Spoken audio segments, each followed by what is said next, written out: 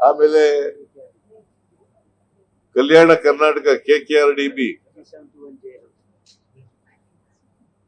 371J ನಾವು 5,000 ಕೋಟಿ ಕೊಡ್ತೀವಿ ಪ್ರತಿ ವರ್ಷ. ನಮಗೆ ಮ್ಯಾಚಿಂಗ್ ಗ್ರಾಂಟ್ಸ್ ಕೊಡಿ ಅಂತ ಕೇಳಿದ್ದವು.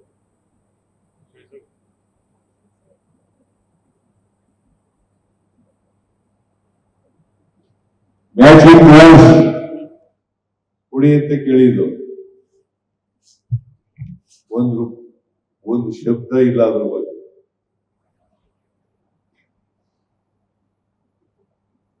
ನಾವು ಅಧಿಕಾರಿ ಬಂದ್ಮೇಲೆ 2.5 ವರ್ಷದಲ್ಲಿ 13,000 ಕೋಟಿ ಕೊಟ್ಟಿದ್ದೀವಿ.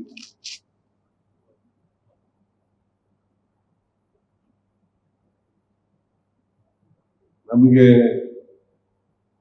ಇತಿಮಿತಿ ಇದೆ ಆದಾಯದಲ್ಲಿ. ನೀವು 59% ತಗೋತೀರಿ.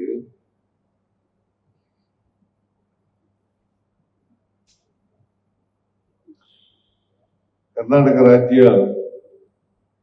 ಟ್ಯಾಕ್ಸ್ ಕಟ್ಟೋದು ಸುಮಾರು 4.5 ಲಕ್ಷ ಕೋಟಿಯಿಂದ 5 ಲಕ್ಷ ಕೋಟಿ ಒಂದು ವರ್ಷಕ್ಕೆ ನಾವು ತೆರಿಗೆ ಕೊಡೋದು. 4.5 ಲಕ್ಷ ಕೋಟಿಯಿಂದ 5 ಲಕ್ಷ ಕೋಟಿ. ನಮಗೆ 100 ರೂಪಾಯಿ ತೆರಿಗೆ ಕೊಟ್ರೆ ನಮ್ಗೆ ವಾಪಸ್ ಬರೋದು ಎಷ್ಟು ಗೊತ್ತಾ ನಿಮ್ಗೆ? 14 ಪೈಸೆ. ಅಂದ್ರೆ 1 ರೂಪಾಯಿ ಕೊಟ್ರೆ 14 ಪೈಸೆ ವಾಪಸ್ ಬರ್ತದೆ ನಮ್ಗೆ.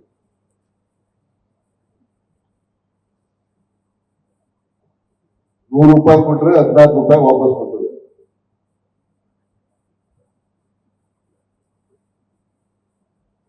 ಇನ್ನು ಉಳಿದಿದ್ದೆಲ್ಲ ಕೇಂದ್ರ ಸರ್ಕಾರನೇ ಬಳಸ್ಕೊತದೆ.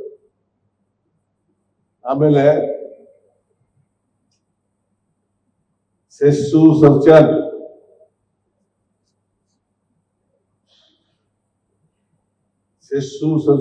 ಡಿವಿಸಿಬಲ್ ಪೂಲ್ ನಲ್ಲಿ ಬರಲ್ಲ. ಅದು ಡಿವೈಡ್ ಆಗಲ್ಲ, ರಾಜ್ಯಗಳಿಗೆ ಕೊಡಲ್ಲ.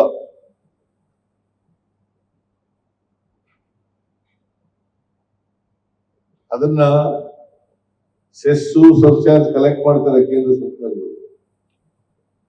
ಅದನ್ನ ಡಿವಿಸಿಬಲ್ ಪೂಲ್ ಹಾಕಿ ಅಂತ ಹೇಳಿದ್ದು.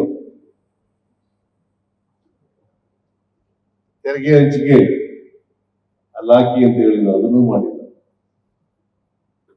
ಅದರಿಂದ ಕರ್ನಾಟಕಕ್ಕೆ 26-27 ಕೇಂದ್ರ ಸರ್ಕಾರದ ಬಜೆಟ್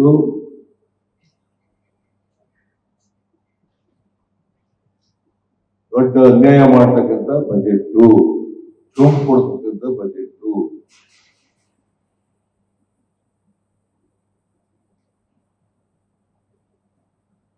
ಇನ್ನು ಬೇರೆ ಎಲ್ಲ ವಿಚಾರಗಳಿದ್ದಾವೆ, ಎಲ್ಲರೂ ಹೇಳಕ್ ಹೋಗಲ್ಲ.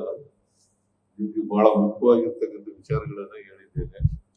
ಅಷ್ಟು ಸಾಕು ಅಂತ ಅನ್ಸುತ್ತೆ. ಅಷ್ಟು ಬರೀರಿ ಸಾಕು.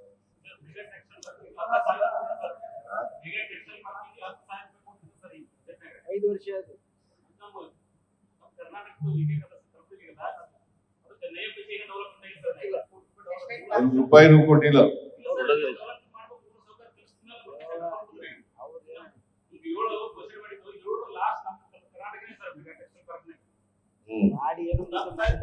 ನಾನು ಇನ್ನೂ ಬಜೆಟ್ ಮಂಡಿಸಿಲ್ಲ. ಕೇಂದ್ರದಿಂದ ಏನು ಕೊಡಲ್ರಿ, ನಾವು ಕೇಳಿದವರು ಒಂದಕ್ಕೂ ಕೊಡಲ್ಲ. ಈಗ ನೋಡಿ, ಎಕ್ಸಾಂಪಲ್, ಕೇಂದ್ರ ಪುರಸ್ಕೃತ ಯೋಜನೆಗಳು ಕಡಿಮೆ ಮಾಡ್ತಾ ಬಂದೈತೆ. ಮೊದಲು 75 ಕೇಂದ್ರ ಸರ್ಕಾರ ಕೊಡ್ತಿತ್ತು, 25 ರಾಜ್ಯ ಸರ್ಕಾರ ಕೊಡ್ತಿತ್ತು. ಈಗ ಕೆಲವು ಪ್ರಾಜೆಕ್ಟ್ಗಳಲ್ಲಿ 60-40, 60 ಕೇಂದ್ರ ಸರ್ಕಾರ, 40 ರಾಜ್ಯ ಸರ್ಕಾರ. JJM ಇದೆಯಲ್ಲ, ಜಲ್ ಜೀವನ್ ಮಿಷನ್, ಅದರಲ್ಲಿ 50-50 50 ಕೇಂದ್ರ ಸರ್ಕಾರ, 50 ರಾಜ್ಯ ಸರ್ಕಾರ. ಅದರಲ್ಲೂ 24-25 ಇಸ್ವಿ 13,004 ರೂಪಾಯಿ. ಸಾರಿ, 13,404 ಅಲ್ಲ, 4 ಕೋಟಿ, 13,004 ಕೋಟಿ ಕೊಟ್ಟಿಲ್ಲ. ಇನ್ನೂ ರಿಲೀಸ್ ಮಾಡಿಲ್ಲ. 25-26 ಕೊಟ್ಟಿಲ್ಲ. 24-25 ಕೊಟ್ಟಿಲ್ಲ.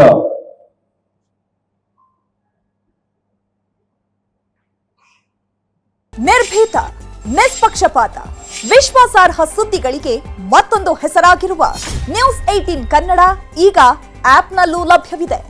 ದಯವಿಟ್ಟು ಇಲ್ಲಿರುವ QR ಕೋಡ್ ಸ್ಕ್ಯಾನ್ ಮಾಡಿಕೊಂಡು ಆಪ್ ಡೌನ್ಲೋಡ್ ಮಾಡೋದಕ್ಕೆ ಮರಿಬೇಡಿ. ನಿಮ್ಮ ಬೆಂಬಲ ಹೀಗೆ ಸದಾ ನಮ್ಮೊಂದಿಗಿರಲಿ. ಧನ್ಯವಾದ.